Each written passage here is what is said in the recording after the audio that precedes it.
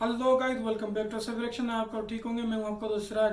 तो गाइस आज हम रिएक्शन करेंगे एक सीन का जो कि प्यार का पंचनामा 2 का है, जिसका कि नाम है प्रॉब्लम क्या है, जो कि कार्तिक आर्यन का फेमस मोनोलॉग है और उसका हम रिएक्शन करेंगे। चलो तो गाइस ज़्यादा इंतजार नहीं करते, पहले आपके साथ ये चीज़ देखते हैं, सुनते हैं और इन्जॉय करते हैं। आप भी इन्जॉय करिए। चलिए शुरू करते हैं। चलो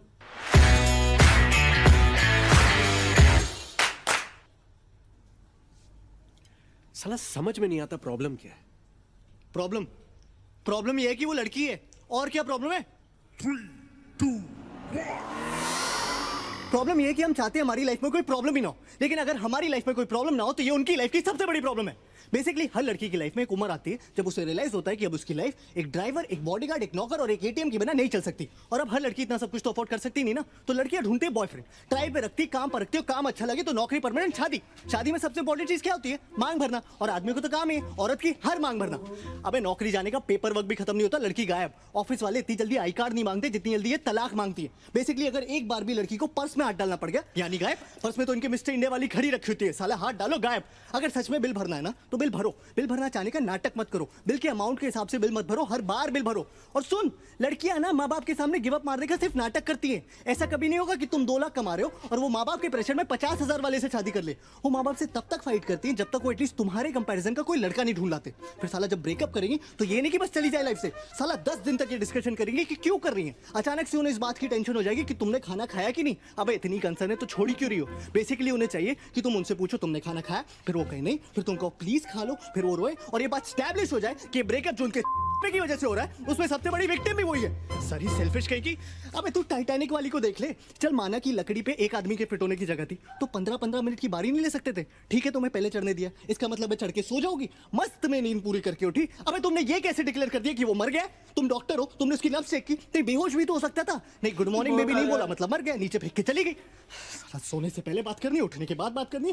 भाई दिन पूरा नहीं पड़ता क्या कि आदमी सोने से पहले 2 मिनट चैन से लेट नहीं सकता क्या? और क्या है ये टॉक मी टू स्लीप? और चलो इन्हें सुलाने के लिए मैं वो भी करने को राजी हो जाऊं, लेकिन सोते सोते रात रात में ऐसी कौन सी भयानक घटना घट जाती है कि उठने के साथ इन्हें फिर से बात करनी है। बीबी 1 घंटा हो गया तुम्हारा फोन नहीं आया। अबे आधा घंटा तो मुझे खुद को जगाने में लग जाता है। फिर आदमी हगता है, ब्रश करता है, नहाता है, शुरू हुए दिन के बारे में सोचता है। हर आदमी का फंडामेंटल राइट है हगते हुए सोचना, लेकिन ना इन्हें तुमसे तब भी बात करनी है।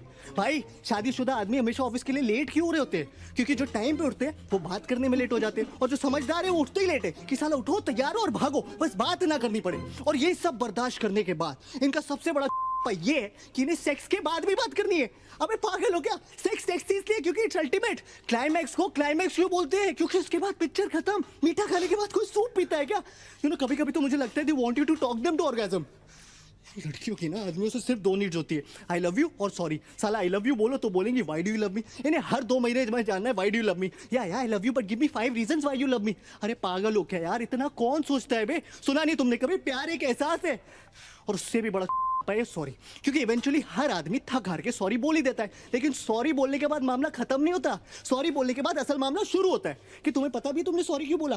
अरे तुम्हें यह भी नहीं पता तुमने सॉरी क्यों बोला? अरे जिस बारे में लड़ाई हो रही है उसी बारे में सॉरी बोल रहा हो ना। अबे कोई भी बात तुम इन्हें समझाओ, मजाल है जो समझ आ जाए। वही बात इनका एक बेस्ट फ्रेंड समझा दे तो 1 मिनट में समझ आ जाती है। ये सारा बेस्ट फ्रेंड का सियापा सूरज बरजातिया जी ने शुरू किया।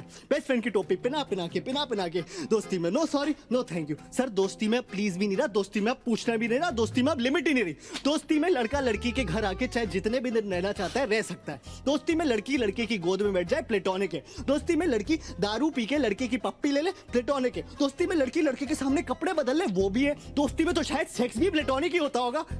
इनके कपड़ों के बारे में जरा सा कुछ बोल दो, अचानक से फेमिनिस्ट टाइप हो जाएंगी। You can tell me what to wear. अरे जब तुम मुझे बता सकती हो कि मैं क्या पहनूं तो मेरा बताना अचानक से equality, liberty, individuality, freedom, sovereignty का इशू कैसे बन जाता है?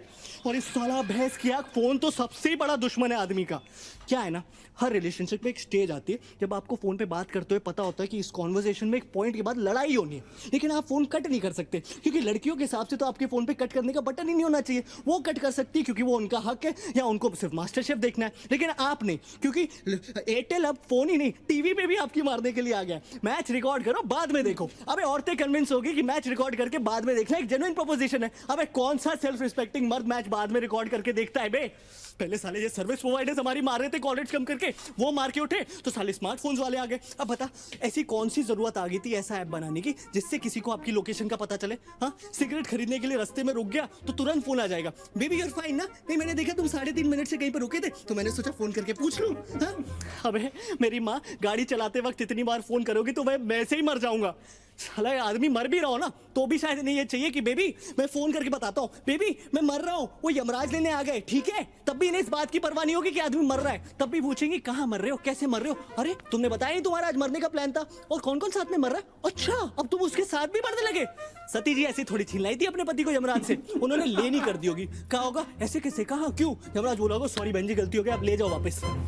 एक तो हर लड़की का स्यापा है कि आई लव सरप्राइजेस, जबकि असल बात यह है कि women hate surprises. They just love the opportunity to pretend to be surprised. उन्हें पता होना चाहिए कि तुम कोई सरप्राइज प्लान कर रहे हो, उन्हें पता होना चाहिए कि क्या सरप्राइज प्लान कर रहे हो, लेकिन तुम्हारे थ्रू नहीं, किसी और के थ्रू। फिर उनकी असली खुशी इस बात में छुपी होती है कि उन्हें सरप्राइज पता होते हुए भी तुम उनके पास जाओ और चिल्लाओ सरप्राइज, और उन्हें ओ करने का मौका मिल जाए।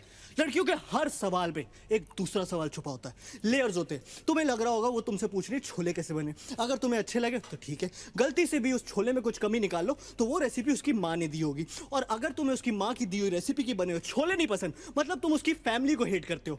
लड़कियों को ऐसा क्यों लगता है कि उनके माँ बाप भगवान का रूप है? अगर तुम लाइफ में कुछ भी सीख सकते हो तो वो उसके माँ बाप से ही सीख सकते हो। और हाँ, वो तुम्हारे माँ बाप के बारे में कुछ भी बोल ले कोई टेंशन नहीं, तुम उनके माँ बाप के बारे में जरा सी लाइन बोल दो तो थर्ड और फोर्थ वर्ल्ड वॉर दोनों एक साथ हो जाए। हाँ, तुम मेरी माँ को मैनिपुलेटिव बोलो कोई टेंशन नहीं, मैंने तुम्हारी माँ को जरा सा टच ही क्या बोल दिया, इतनी टच हो जाती है बाई गॉड कि हफ्तों तक टच करने को ना मिले।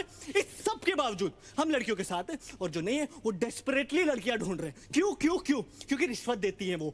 Bribe is an institution started by women, क्योंकि इनके पास जो देने को रिश्वत है वो कभी खत्म नहीं होने वाली, और हम साले रिश्वतखोर अपनी मराए जा रहे हैं। इससे तो अच्छे साले अपने हाथ से शादी कर लो।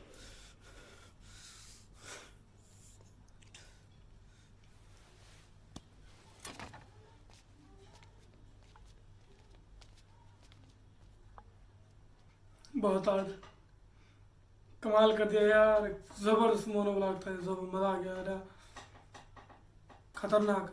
तो गाइस काफ़ी बेहतरीन यार वीडियो था, और उम्मीद करता हूँ कि आपने भी इंजॉय किया होगा। मैंने तो यार बहुत इंजॉय किया, क्योंकि मेरे को कार्तिक आर्यन की एक्टिंग काफ़ी पसंद है, और जो ये डायलॉग बोलता है वो भाई क्या शुरू किया बंदे ने, एक साई में एक बार जो डायलॉग बोलता है क्या नहीं रुका यार, सबको उड़ा दिया, खतरनाक। और जो क्या यार, ये मूवी भी काफ़ी बेहतरीन है, प्यार का पंचनामा 2 और 1 भी काफ़ी बेहतरीन थी, ज़बरदस्त यार। इसको लव रंजन ने डायरेक्ट किया था, लिखा भी उसी ने था, और काफ़ी बेहतरीन है यार।